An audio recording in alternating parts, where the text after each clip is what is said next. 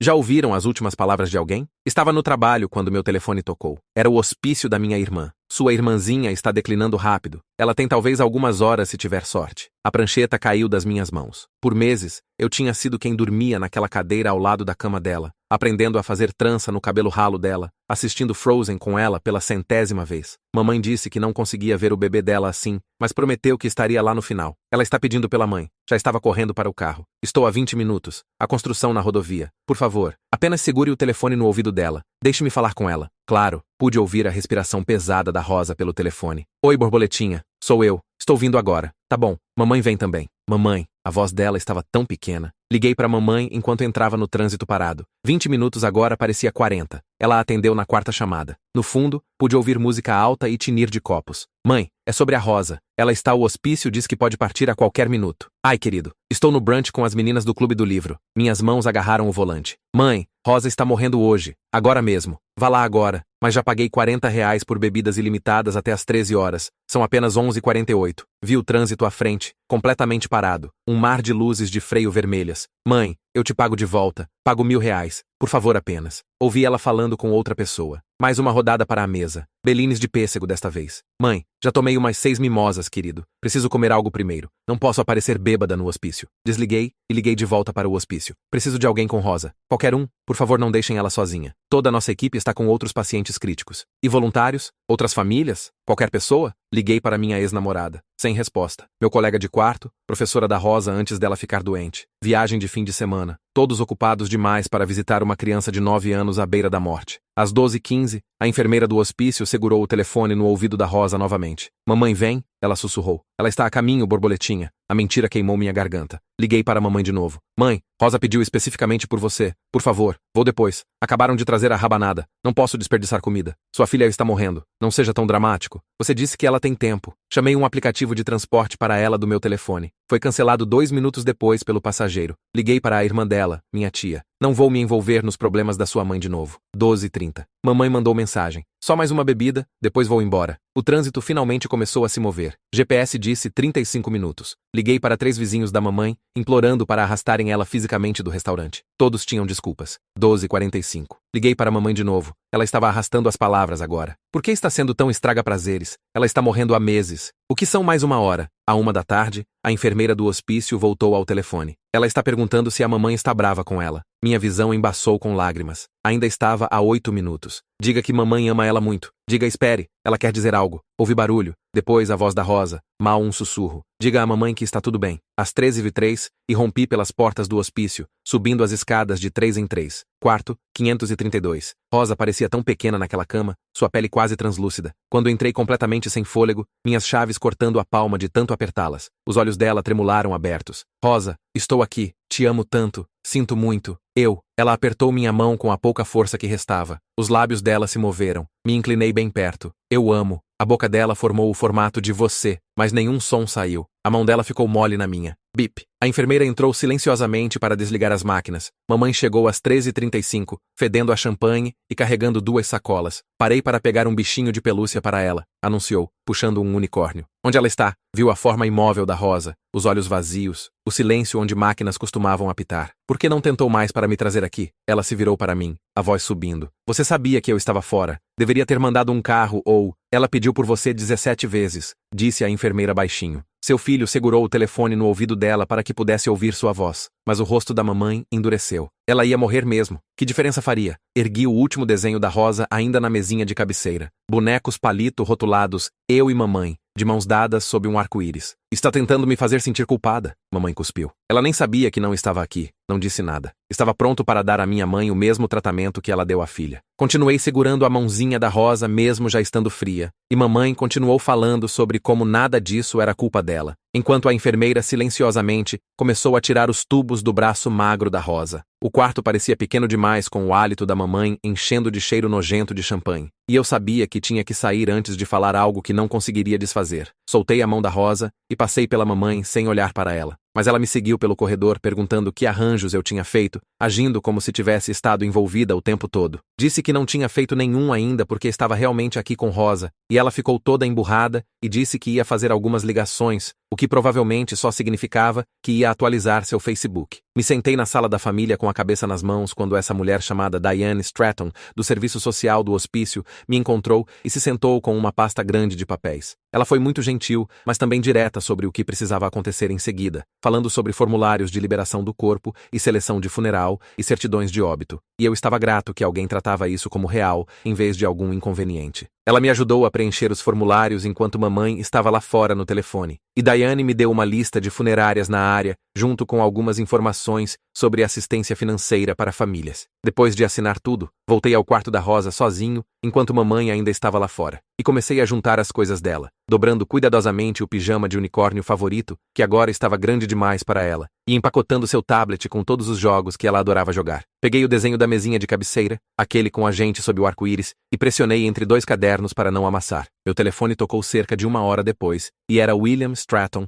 da funerária Stratton, um dos lugares que Diane tinha recomendado. E ele explicou que poderiam fazer a transferência hoje, e perguntou se podíamos nos encontrar amanhã de manhã para discutir arranjos. Concordei com 9 da manhã, e estava anotando quando mamãe irrompeu, exigindo que tivéssemos um velório aberto com Rosa, no vestido de concurso de 2 anos atrás, que provavelmente nem servia mais. Ela queria flores por toda parte, e uma recepção no clube, fazendo tudo sobre como as coisas pareceriam para outras pessoas, enquanto se recusava a falar sobre quem ia pagar por qualquer coisa. Só assenti e continuei empacotando as coisas da Rosa, enquanto mamãe continuava sobre que tipo de flores e quantas pessoas devíamos convidar, e percebi que ela estava planejando o funeral da Rosa como se fosse algum tipo de festa. Quando finalmente arrumei tudo e terminei a papelada, dirigi para casa sozinho com as mãos tremendo tanto que tive que encostar 2 vezes só para respirar. No silêncio do meu carro, as palavras sussurradas da Rosa continuavam tocando na minha cabeça, como ela disse para dizer à mamãe que estava tudo bem, e bati no volante repetidamente até meus nós dos dedos começarem a sangrar. Fiquei sentado em algum estacionamento aleatório por 20 minutos, só tentando parar de tremer antes de conseguir dirigir de novo. Meu telefone tocou e era Conrad Peak, meu chefe, perguntando por que tinha saído do trabalho tão de repente sem avisar ninguém. Quando expliquei sobre Rosa,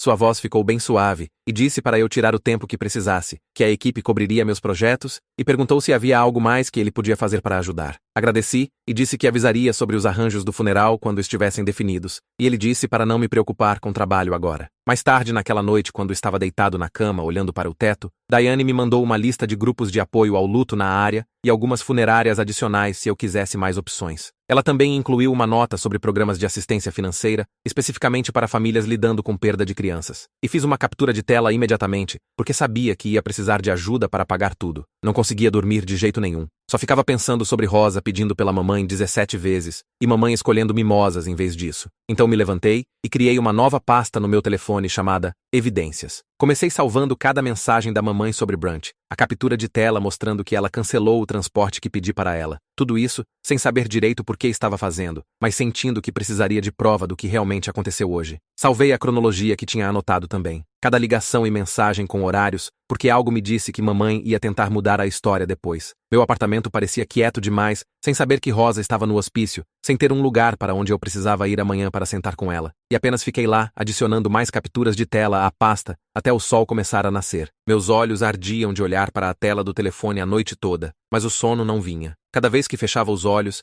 via aquelas luzes de freio vermelhas se estendendo para sempre na rodovia. E se eu tivesse saído do trabalho 5 minutos mais cedo, ou pego as ruas de trás pelo centro em vez da rodovia? E se tivesse ligado para a mamãe às 10, em vez de esperar o hospício me ligar? Os "e se" continuavam girando enquanto segurava o desenho da Rosa contra meu peito no escuro. Em algum momento devo ter cochilado porque meu alarme tocou às 8 e tive que me arrumar para encontrar William Stratton na funerária. Vesti as mesmas roupas de ontem e dirigi para a funerária Stratton, onde William já estava esperando no saguão. Sua filha Lainey apareceu com uma xícara de café antes mesmo de eu me sentar, e ela não perguntou como eu tomava, mas de alguma forma estava perfeito com apenas um pouco de açúcar. William espalhou folhetos e listas de preços pela sua mesa e começou explicando o pacote básico, que já era mais do que eu tinha na conta poupança. Isso era antes de adicionar o lote do cemitério, ou a lápide, ou qualquer tipo de serviço real. Meu telefone vibrou com uma mensagem da mamãe dizendo que não podia contribuir com nada porque acabou de pagar 12 mil reais pela reforma do banheiro no mês passado. Mas então,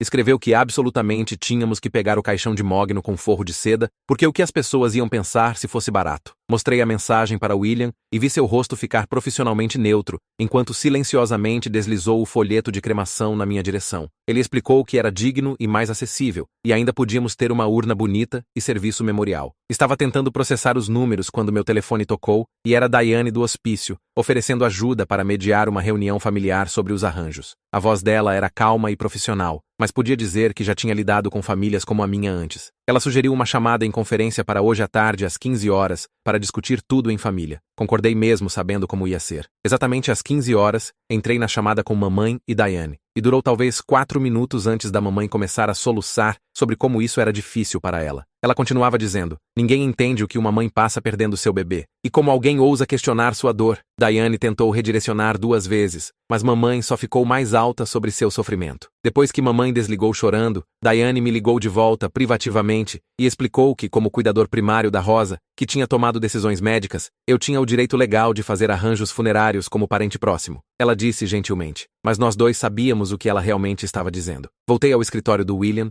e escolhi cremação com uma urna roxa simples, já que essa era a cor favorita da Rosa. Peguei meu telefone e digitei uma nota para mim mesmo que dizia: Rosa merecia muito mais que isso, mas prometo te manter segura agora. A decisão pareceu certa e significava evitar todo o espetáculo que mamãe queria criar para as amigas. Estava assinando a papelada quando Conrad ligou com alguém do RH, na linha de conferência, para explicar a política de licença por luto. Eles foram gentis, mas havia formulários para preencher e documentação que precisavam e prazos para submeter tudo. A pessoa do RH continuou listando exigências enquanto tentava anotar, mas minha mão estava tremendo e continuei perdendo coisas. Disseram que mandariam tudo por e-mail, mas já estava me afogando em e-mails e ligações e decisões. Naquela noite, estava tentando comer uma torrada quando meu telefone começou a explodir com notificações. Mamãe tinha postado no Facebook sobre perder seu anjo precioso, com uma foto de 3 anos atrás na peça escolar da Rosa, antes de ficar doente. Os comentários estavam despejando das amigas do Clube do Livro e vizinhos que não visitaram uma vez durante os meses que Rosa estava morrendo. Todo mundo estava dizendo à mamãe como ela era forte, e que mãe incrível tinha sido, e como Rosa era sortuda por tê-la. Mamãe estava respondendo a cada comentário com emojis chorando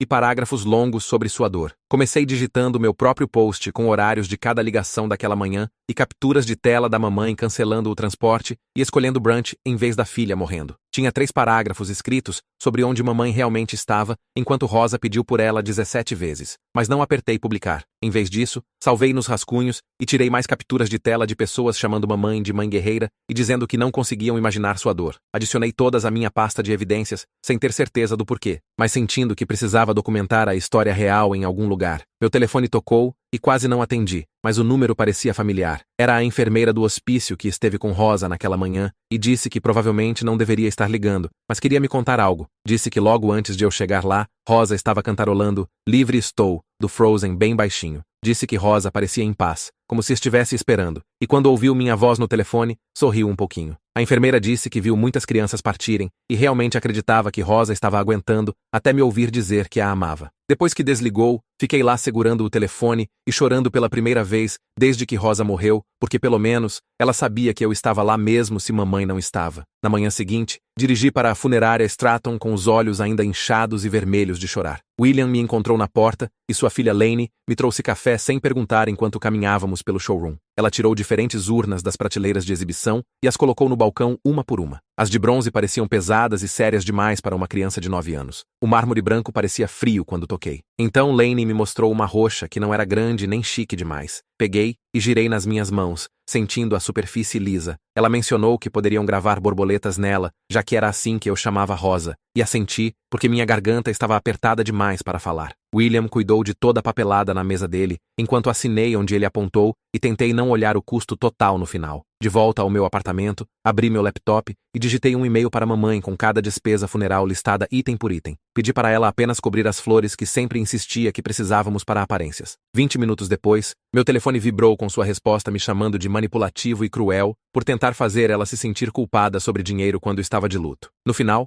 tinha colado um link para flores de plástico da loja de R$1, com uma nota que essas estariam ótimas. Olhei para o saldo da minha conta e pensei em começar uma vaquinha online, mas a ideia de explicar para estranhos que a própria mãe da Rosa não ajudaria a pagar o funeral fez meu estômago revirar. A vergonha parecia pesada demais para colocar em palavras que pessoas leriam e julgariam. Meu telefone tocou e era Diane ligando com notícias sobre uma pequena bolsa de uma fundação de luto infantil. Disse que poderia cobrir até R$ 2.000 dos custos funerários e já tinha começado a juntar a papelada que precisaríamos. Ela me guiou por cada formulário pelo telefone e me enviou os links por e-mail enquanto falávamos. Passei as próximas 3 horas na mesa da cozinha, preenchendo cada seção daquela aplicação de bolsa. Anexei cópias dos recibos da funerária e prontuários médicos da Rosa dos últimos 6 meses. A parte mais difícil foi escrever a carta sobre nossa situação, onde tive que explicar ser o cuidador primário da Rosa, enquanto mamãe estava ausente. Minhas mãos tremiam digitando sobre os meses que dormi naquela cadeira do hospital e aprendi a dar medicamentos pelo catéter dela.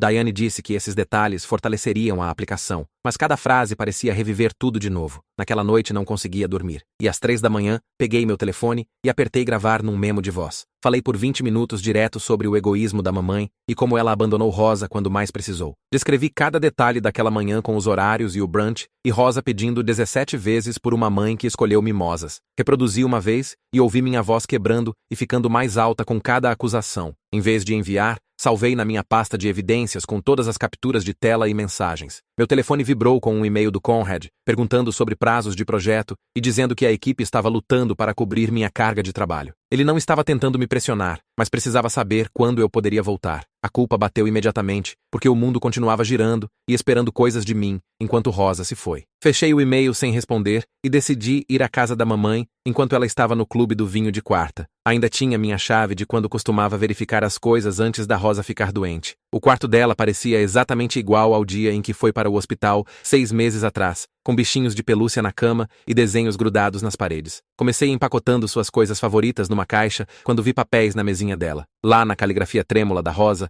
estava uma carta que começava com: "Querida mamãe, espero que não fique triste quando eu for embora." Tive que sentar no chão porque não conseguia respirar olhando essas palavras que ela escreveu talvez semanas atrás, quando ainda conseguia segurar um lápis. A carta estava apenas meio terminada e acabava no meio da frase sobre querer que mamãe se lembrasse dos bons momentos. Dobrei cuidadosamente e coloquei no meu bolso, sabendo que nunca mostraria para mamãe. Rosa merecia manter suas últimas palavras privadas sem serem torcidas numa outra performance para as amigas da mamãe. Decidi ali mesmo que a carta iria na urna com as cinzas onde pertencia. Meu telefone tocou e era mamãe exigindo que fizéssemos o memorial no clube dela, porque as amigas esperavam isso. Ela se recusou a usar a capela do hospício, onde as enfermeiras da Rosa queriam se despedir. Quando disse não, ela ameaçou planejar seu próprio serviço separado e convidar todo mundo que conhecíamos. Disse que eu estava sendo egoísta e tentando excluí-la do memorial da própria filha. Desliguei sem responder e adicionei sua caixa postal à minha pasta de evidências, mesmo não sabendo para que estava coletando evidências. 3 dias depois,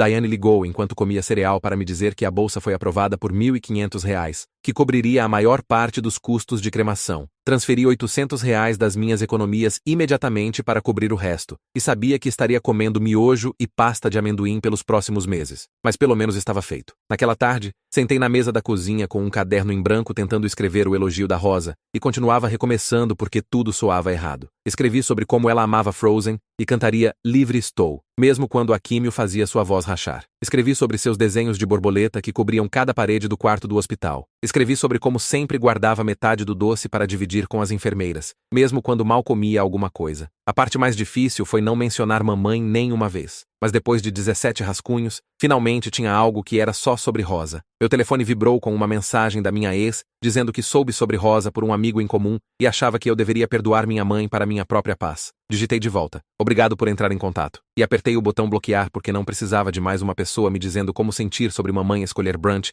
em vez da filha morrendo. Na manhã seguinte, Diane marcou um compromisso com Nina Schaefer, que fazia aconselhamento de luto e tinha uma vaga naquela mesma semana. Dirigi para o escritório dela, que era numa casa velha convertida em salas de terapia, e o formulário de entrada perguntava sobre apoio familiar durante esse tempo. Marquei a caixa para nenhum, e Nina circulou com esse olhar conhecedor, como se já tivesse visto isso antes. Ela se sentou em frente a mim numa cadeira em vez de atrás de uma mesa e explicou que o que mamãe mostrou era um padrão de negligência emocional e traços narcisistas, o que me deu palavras reais para o que estava lidando a vida toda. Quando comecei a ficar bravo falando sobre o brunch, ela me ensinou essa técnica de respiração, onde respira por 4 tempos tempos, e segura por 4, e solta por 4, que realmente ajudou minhas mãos a parar de tremer. Passamos o resto da sessão trabalhando num e-mail para a mamãe, que estabeleceria limites para o planejamento do memorial. Queria escrever que ela era um monstro egoísta que deixou a filha morrer sozinha, mas Nina me ajudou a revisar para dizer que todo o planejamento memorial passaria por mim, e nosso contato seria limitado apenas à logística. O e-mail levou 40 minutos para ficar certo,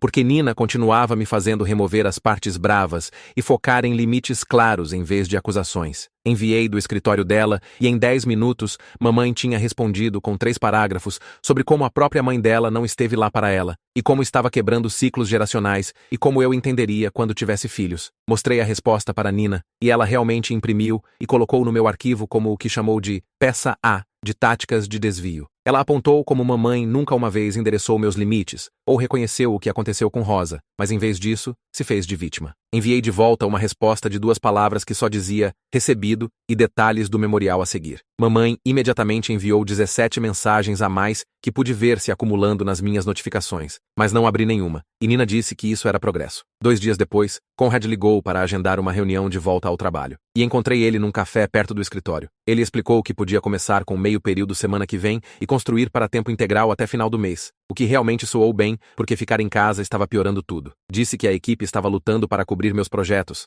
mas entendiam e queriam me apoiar como pudessem. A estrutura de ter um lugar para ir e algo para focar além do espaço vazio, onde Rosa costumava estar, realmente ajudou mais do que esperava. Naquela noite, a funerária ligou para dizer que as cinzas da Rosa estavam prontas, e dirigi lá para pegar a urna roxa com borboletas gravadas que Lane tinha adicionado de graça. Trouxe para casa e coloquei na mesa de centro ao lado do desenho do arco-íris e tentei praticar ler o elogio em voz alta. Cada vez que chegava na parte onde descrevia ela dizendo, está tudo bem? Minha voz quebrava e tinha que começar de novo. Fiquei sentado lá, só com a urna e o desenho, como se estivéssemos tendo nosso próprio serviço memorial privado, e pratiquei até conseguir passar pela maior parte sem desmoronar completamente. Na manhã seguinte, tive outra sessão com Nina, onde falamos sobre a necessidade de atenção da mamãe e como o memorial provavelmente se tornaria sua performance. Nina me lembrou que não podia controlar o comportamento da mamãe, mas podia controlar minha resposta a isso, e praticamos frases que poderia usar se mamãe tentasse fazer uma cena. Ela me deu lição de casa para escolher uma coisa que deixaria passar no memorial e um comportamento da mamãe que não reagiria não importa o quê. Decidi que deixaria passar tentar fazer mamãe entender o que ela fez, e não reagiria se ela chorasse lágrimas falsas por atenção. Nina disse que eram objetivos específicos bons, e encenamos diferentes cenários, onde mamãe poderia tentar me provocar. No final da sessão, tinha um plano para passar pelo memorial, sem deixar mamãe transformar na show dela. 3 dias antes do memorial, mamãe postou um evento no Facebook para sábado às 14 horas no clube dela. O serviço real era sexta às 11 da manhã, na capela do hospício. Vi quando 17 pessoas confirmaram presença e começaram postando condolências na página do evento. Meus dedos tremeram enquanto digitava uma correção na seção de comentários. Mantive simples e factual, apenas o horário e local corretos. Nada sobre como ela nem tinha me perguntado. Mamãe imediatamente me ligou gritando que estava me sabotando em público. Desliguei e fui para minha sessão com Nina. Ela me fez escrever uma coisa que deixaria passar no memorial. Escolhi tentar fazer mamãe entender o que fez a Rosa. Então pediu para eu escolher um comportamento da mamãe que não reagiria não importa o quê. Decidi no choro falso dela por atenção. Praticamos respostas para diferentes cenários, onde mamãe poderia tentar começar algo. Nina continuava me lembrando que isso era sobre honrar Rosa, não ganhar da mamãe. Ela me fez repetir frases como, não é hora, e vamos focar na Rosa, até soarem naturais. Naquela noite, fiz uma lista de quem realmente estava vindo pela Rosa. Eleanor tinha confirmado que estaria lá com 2 outras professoras da escola da Rosa. As enfermeiras do hospício estavam vindo no horário de almoço. Essas eram as pessoas que realmente a conheciam, não as amigas do clube do livro da mamãe. Decidi focar nelas em vez de qualquer show que mamãe faria. A manhã do memorial chegou e cheguei 1 hora mais cedo para pendurar os desenhos da Rosa pela sala. Coloquei seus bichinhos de pelúcia numa mesa na entrada com uma foto de antes dela ficar doente. As pessoas começaram chegando às 10h45 e fiquei no púlpito organizando minhas fichas do elogio. Mamãe não estava lá às 11 quando devíamos começar. Pude ver pessoas checando telefones e sussurrando. Às 11h05, simplesmente comecei sem ela. Estava 3 frases falando sobre o amor da Rosa por borboletas quando a porta bateu. Mamãe entrou dramaticamente, usando um vestido preto de coquetel com cabelo e maquiagem perfeitos. Ela assinou o livro de visitas com movimentos grandes e dramáticos, enquanto continuei lendo. Não pausei ou reconheci sua entrada, mesmo quando fez um show de encontrar um assento na primeira fila. Falei sobre como Rosa colecionava adesivos de borboleta e colava em tudo. Descrevi suas piadas ruins que nunca faziam sentido, mas sempre a faziam rir. Contei sobre as músicas do Frozen que cantava durante durante a químio para animar as outras crianças. Lágrimas reais estavam fluindo das enfermeiras e professoras que lembravam desses momentos. Mamãe continuava tampando os olhos secos com um lenço, virando para ver se as pessoas estavam olhando. Quando terminei, pessoas vieram me abraçar e compartilhar suas próprias memórias da Rosa. Mamãe agarrou meu braço e me puxou para o canto. Ela sibilou que eu a tinha humilhado por não mencioná-la uma vez no elogio. Me chamou de cruel e egoísta por excluir a própria mãe do memorial da filha. Disse a frase que Nina e eu tínhamos praticado. Não é hora. Então me afastei para agradecer Eleanor por vir. Ela estava parada perto dos desenhos da Rosa com lágrimas escorrendo pelo rosto. Me entregou uma pequena borboleta de papel que Rosa tinha feito na aula de arte. Estava coberta de glitter roxo com "Te amo" escrito na caligrafia trêmula da Rosa. Eleanor me disse que Rosa foi a criança mais gentil que ensinou em 20 anos. Disse que Rosa sempre dividia seus lanches com crianças que esqueceram os seus. Ficamos os dois parados lá, chorando lágrimas reais, enquanto do outro lado da sala, mamãe fazia corte com suas amigas. Pude ouvir sua voz alta falando sobre sua perda insuportável. Naquela noite, meu telefone vibrou com uma mensagem em grupo que mamãe enviou para todos nossos parentes. Ela alegava que eu tinha a proibido de falar no memorial da própria filha. Disse que estava me impedindo do lugar de direito dela como mãe enlutada. Se pintou como vítima da minha crueldade durante o pior momento da vida dela. Alguns parentes responderam com simpatia por ela. Outros ficaram em silêncio. Arquivei a conversa sem ler as respostas e desliguei meu telefone. Na manhã seguinte, encontrei William na funerária para pegar as cinzas da Rosa. A urna roxa parecia menor do que esperava. Lane tinha adicionado a gravação de borboleta de graça, asas delicadas se espalhando pela superfície. Antes de selarem, deslizei a carta da Rosa dentro, aquela que dizia que esperava que mamãe não ficasse triste. William cuidou da papelada silenciosamente, enquanto assinei onde apontou. Agradeci os dois e carreguei Rosa para meu carro. A urna ficou no banco do passageiro na viagem para casa. Naquela tarde, Conrad ligou sobre minha volta ao trabalho. Definimos começar com 2 dias na semana que vem, então 3 dias na semana seguinte. Construiríamos de volta para tempo integral durante o mês. Ele não mencionou meus olhos vermelhos durante nossa videochamada. Não comentou quando tive que me silenciar, porque passou um comercial com crianças. Apenas enviou a agenda ajustada e disse que a equipe estava lá para o que eu precisasse. Nina se sentou em frente a mim no escritório dela na manhã seguinte, com uma caixa de lenços entre nós. Perguntou como foi o memorial e contei sobre mamãe chegando atrasada no vestido de coquetel. Nina assentiu e anotou algo enquanto descrevi mamãe me encurralando depois do elogio. Ela explicou que a necessidade da mamãe de ser centro das atenções provavelmente era como ela lidava com sentimentos difíceis. Nina disse que entender por que mamãe agia assim não significava que eu tinha que aceitar ou deixar-me machucar. Ela me ensinou um novo exercício de respiração, onde contei até 4 em cada inspiração e expiração. Praticamos o que eu diria se mamãe tentasse me culpar sobre o memorial de novo. Nina me lembrou que me proteger enquanto sofria pela Rosa não era egoísmo. Ela me agendou 2 vezes por semana pelo próximo mês e me deu um livro sobre luto complicado. Naquela tarde, Diane ligou enquanto eu separava as coisas da Rosa. Queria verificar como estava indo depois de tudo com o memorial. Confirmou que o grupo de apoio ao luto se reunia quintas, às 19 horas no centro comunitário na Rua do Carvalho. Diane disse que muitas pessoas lá tinham situações familiares complicadas e entendiam como era. Prometeu que eu não estaria sozinho lidando com o comportamento da mamãe, além de perder Rosa. Agradeci por tudo que tinha feito, e ela me lembrou que sua porta estava sempre aberta se precisasse conversar. Depois de desligar, voltei ao quarto da Rosa com 2 caixas vazias da garagem. Coloquei seus bichinhos de pelúcia favoritos na caixa de guardar primeiro. Seu unicórnio roxo com que dormia toda noite foi cuidadosamente. Então sua coleção de livros de borboleta das vendas da biblioteca, que costumávamos ir juntos. Encontrei seu tablet com todos os jogos ainda baixados e embrulhei em plástico bolha. A caixa de doação foi preenchida com roupas que ainda tinham etiquetas e brinquedos que nunca abriu. Liguei para Eleanor para ver se poderia cuidar de levá-los para a ala pediátrica. Disse que ficaria feliz em fazer para eu não ter que voltar ao hospital ainda. Combinamos dela pegá-los amanhã de manhã antes da escola. Naquela noite, sentei na mesa da cozinha com uma folha de papel em branco e comecei escrevendo para Rosa. Contei que estava tentando lembrar de sua risada, em vez de como ficou quieta no final. Escrevi sobre como assistiria Frozen todo ano no aniversário dela,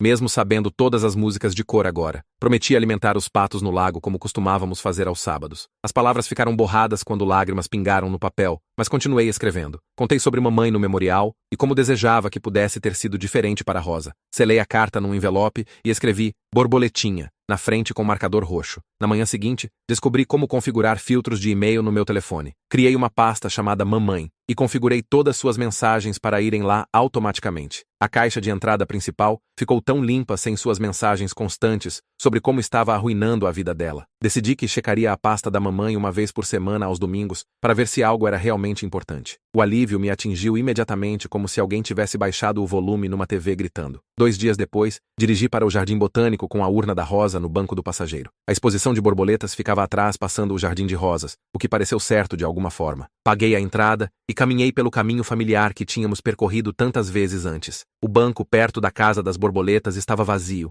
então sentei com a urna no meu colo. Borboletas voavam pelo espaço fechado, pousando em flores e alimentadores. Uma morfo azul com asas do tamanho da minha mão pousou no banco bem ao meu lado. Ficou lá por quase 1 minuto, abrindo e fechando as asas na luz do sol. Escolhi acreditar que era Rosa me dizendo que estava bem onde quer que estivesse agora. Fiquei sentado lá por 1 hora vendo as borboletas e contando para Rosa sobre tudo o que tinha acontecido. Segunda de manhã, Conrad tinha minha mesa pronta com uma pilha de tarefas fáceis para facilitar a volta. Não fez drama sobre eu estar de volta ou perguntou como estava a cada 5 minutos. A equipe agiu normal, que era exatamente o que precisava em vez de todo mundo pisando em ovos ao meu redor. Quando sentia a raiva sobre mamãe ou tristeza sobre Rosa crescendo, fazia os exercícios de respiração da Nina. Contei até 4 inspirando e 4 expirando até minhas mãos pararem de tremer. Passei o dia todo sem chorar ou sair cedo, o que pareceu uma vitória. 3 semanas depois que Rosa morreu, usei taxinhas para pendurar o desenho do arco-íris dela acima da minha mesa no trabalho. Cada vez que olhava do computador, podia ver aqueles bonecos palito de mãos dadas. No mesmo dia, preenchi o formulário de inscrição para o grupo de apoio ao luto online. Escrevi meu nome e marquei a caixa para perda de irmão e dinâmicas familiares complicadas. O e-mail de confirmação